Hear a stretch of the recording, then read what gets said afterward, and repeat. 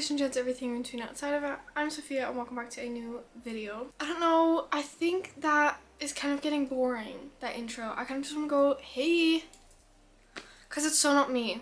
It's so me from 2 years ago. It's so not me now. Now I just go, hey. Like, maybe I should just change my intro to, hey guys. Welcome to my November reading wrap up with the 3 books I read this month. I'm kind of disappointed. I mean, I know some people, they don't care about how many books they read, and I want to be that type of person, but in a way, like, I have my YouTube, I have Instagram, I have TikTok, like, I have so many, like, obligations to talk about books, and if I don't read a lot of books, then I have nothing to talk and post about. You know what I mean? I was so scared that this video was going to be really short, and it might. Let's just hope it's not, and that this is still an entertaining video. I'm in this new chair, which I bet everyone's seen, but let me show you. It's like this type of reading chair, and it's so comfy. It's super comfortable, and I love it for reading, since like the arm rests, they actually make you hold the book. Definitely a good investment. 2 of these were for a video, so it's also gonna be repetitive. Yeah, I will just try to talk as much as I can, and that shouldn't be difficult. So the first book that I read was A Court of Mist and Fury. So I tried once again to film a readathon, and since it's not uploaded, I again gave up. Like, I didn't fail, I just gave up like after like 3 hours of reading. I don't know, the thing is, when I film readathons recently, I plan them too much, and it's not like when I one day decide I'm gonna do a readathon today. And if you're not that motivated, it's not gonna work. And since I've been in a reading slump, like, I've not been in a reading slump all the time, but most of the time, and if, like, it's kind of like, it's not a proper reading slump, but it's kind of like in the back, it's there. So I think that's also making it really difficult for me to actually succeed and do a readathon. I really enjoyed doing them for the first like 2-3 times, but after that I like gave up every now and then. But when I decided to do a readathon, I thought I should read this. That was probably the worst mistake ever. Who decides to read this during a readathon? Of course I gave up. But I thought it would be a good idea because, one, I'd just get it done, and since it would otherwise take me really long to read this book, I was like, that's efficient. I don't know, sometimes I don't make fully sense, but this is the second book in the Actor series. For the amount of pages it was actually pretty decent how quick I read it. But what I had, especially with the, I think that's say first 200 pages, 300 actually, at some point, I got a bit bored.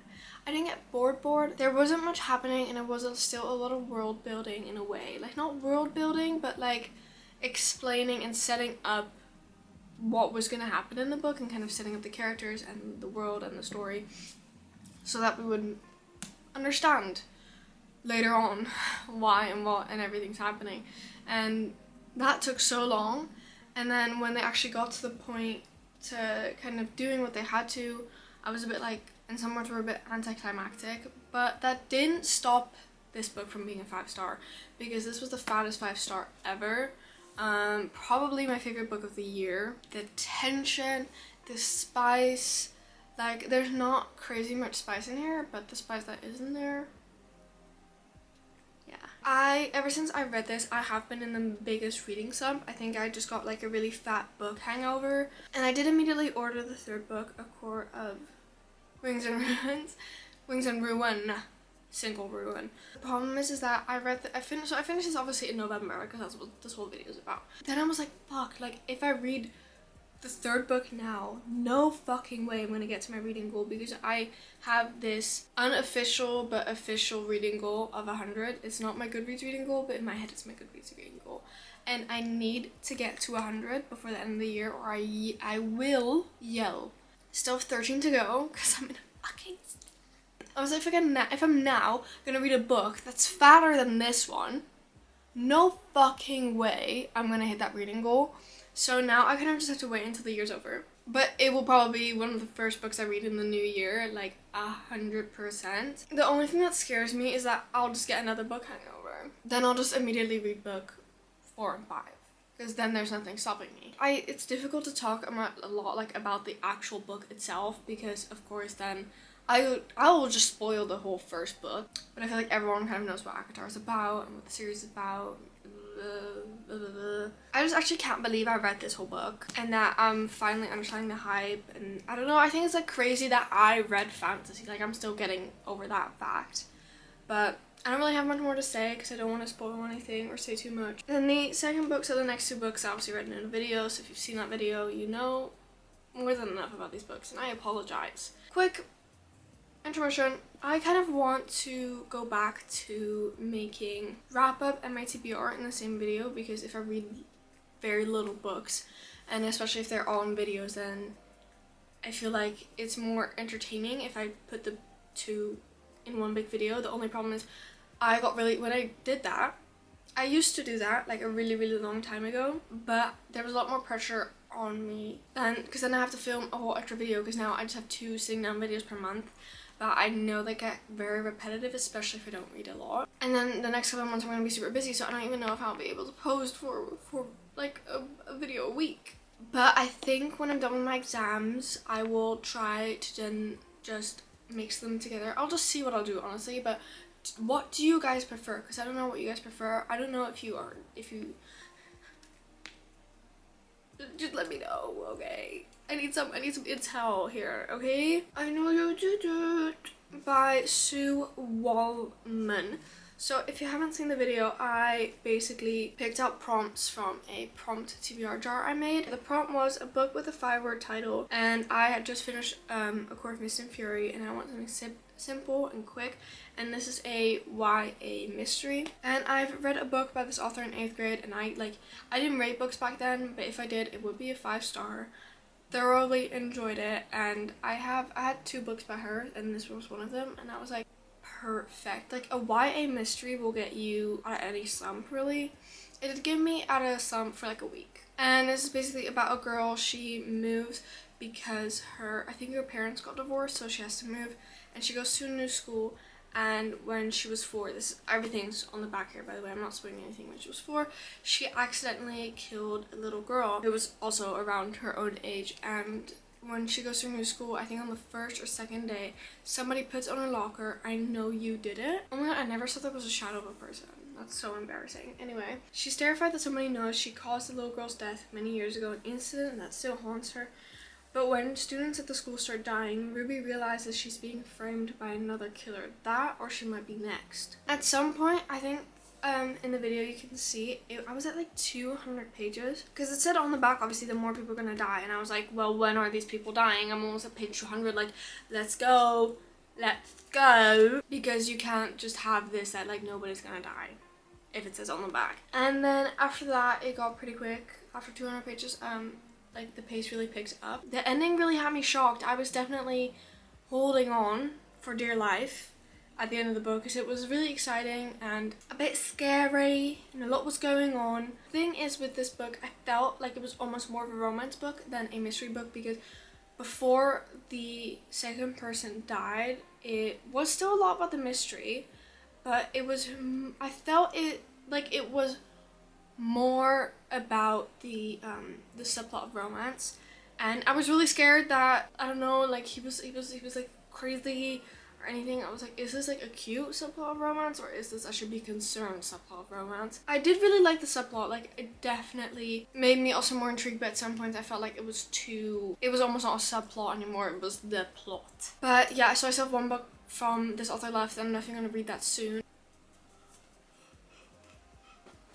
I'm so tired, guys, you don't understand. And then the last book that I read in November was Life Sentence. So this is the second book to Body Language. So currently this is a trilogy.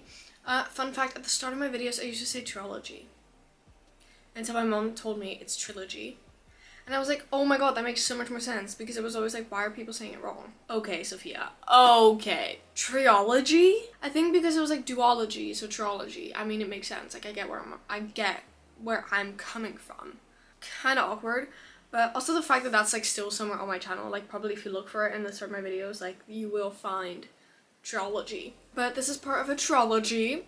no, a trilogy. And so you have Body Language, Life Sentence, and Case Sensitive. And I read Body Language at the start of the summer. Actually, that's a lie. In the middle of the summer.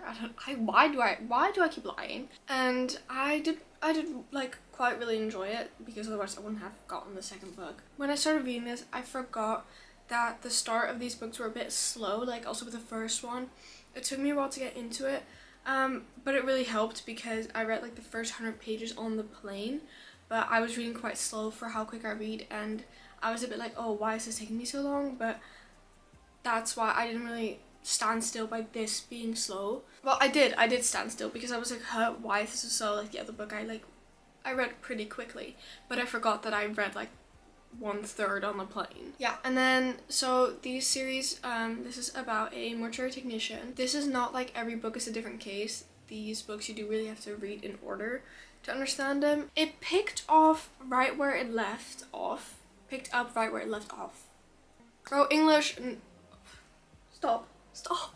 How have I read 87 books this year and I can't even speak English? That's the funny thing. There was also another case going on. So she was trying to find the cause of death of this one person. And that was solved within the first 100 pages, and I was quite sad because I just thought that there would just be two kind of main plots going on. It was kind of disappointing, like what happened to the person. It wasn't anything crazy, it wasn't anything show-stopping. I was like, oh. Because if you've heard me talk about thriller mystery books, you know I want people to literally be cut up into pieces, and like, I want gruesome stuff. I don't want my child missing. That's not a thriller for me. Not if you make it fucking psychotic. If you don't make it psychotic. The book has to be like crazy psychotic is what I mean. I mean, it was still sad, but it wasn't like anything crazy, and I really wanted it to be kind of crazy. And then it did immediately go back into the storyline, but it took a while to really get the ball rolling, and to really start, I don't know, to really make it go proper interesting, because in the beginning I was a bit like, yeah, but all this stuff we know, and like she's still like trying to figure out so many things, she has so many questions. The main plot felt more almost like a subplot, because I wasn't that interested, and it wasn't anything crazy, like nothing crazy was happening. It was just like very slow and more emotional than like scary and weird and creepy, and that's kind of what I thought the series was going to be, but it's not. And now I know that, also going into the third book, because I do own the third book, and then I do kind of just want to finish the series off. But I was a bit disappointed because this was also for the prompt, simple, quick and easy read, and this took me like 10 days to read. It has like 330 pages. And I was like, Sophia, what the fuck? I think this is the main reason I only read 3 books in November, because I did finish it. Also, I do book journals, and I'm starting to do my 2024 book journal. So if you guys want a video on that, please let me know, because I will probably include my 2024 reading journal in either my last video of the year or my first video of the new year. But if you want to see my 2023 reader journal, please let me know. I can just also post a TikTok or something, but I'm just interested if people actually want to see it or not. But this is how I actually like keep track of the majority of everything. So I finished it on the 19th of November. Life Sentence, that means I still had 11 days left in the month. I started my current read on the 20th, and it's taken me quite some time to read. I'm currently reading Powerless by Lauren Roberts. I'm around page 100 right now, but the thing is I'm not in the mood for this type of book, and I'm like not craving to pick it up. Like I need a book where I'm actually like, I fuck my responsibilities, I need to read this right now. This is if you never comment on my stuff, if you never comment on anyone's stuff, if commenting is not for you, but you know a book that would, 1, help me get out of this reading slump, 2, is a super fast paced quick read, or just anything that will keep me hooked, like a book you literally would read in one night, like you have to stay up for it, please let me know.